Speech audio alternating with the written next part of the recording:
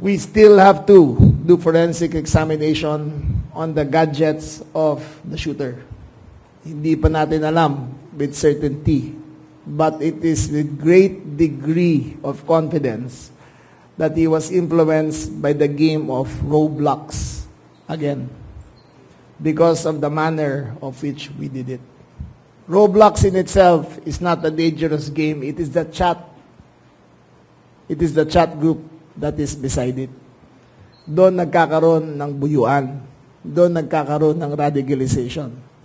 I will add further facts according to our investigation. Ateneo de Zamboanga had ilang security guards?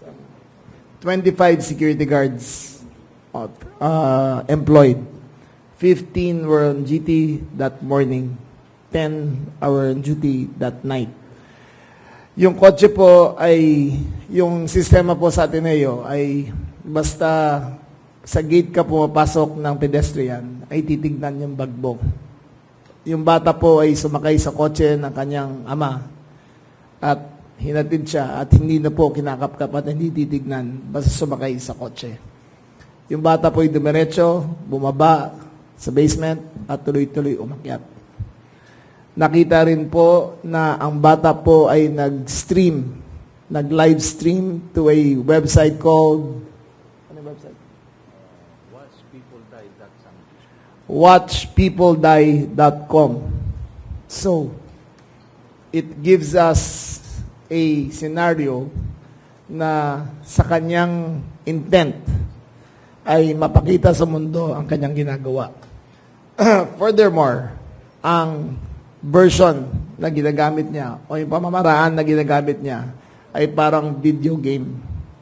First-person shooter. Nakakabit sa kanyang dibdib at habang ginagawa niya ay nila-live stream niya. Furthermore, there were 2 police vehicles outside Ateneo de Zamboanga. So kung preparation lang at deterrent, nakalagay lahat doon. But we need to go further. Fact number 1, yung may-ari ng barel, yung ama ng shooter, ay sinabi na ang kanyang gun bag ay naiwan niya lang sa kotse. At doon dinukot ng bata. We find it highly improbable. Basta nasa uniform police ka, nasa training niya yan ng gun safety and safekeeping. Lahat ng pulis dito sa tabi ko, ang turing nila sa kanilang baril ay parang asawa nila yan. Hindi nila iniiwan. Lagi nilang dala. Lahat kayo dito sa media, nandito ngayon, ay marami sa inyo ang gun owners. Meron ba sa inyong nag-iiwan ng baril sa kotse?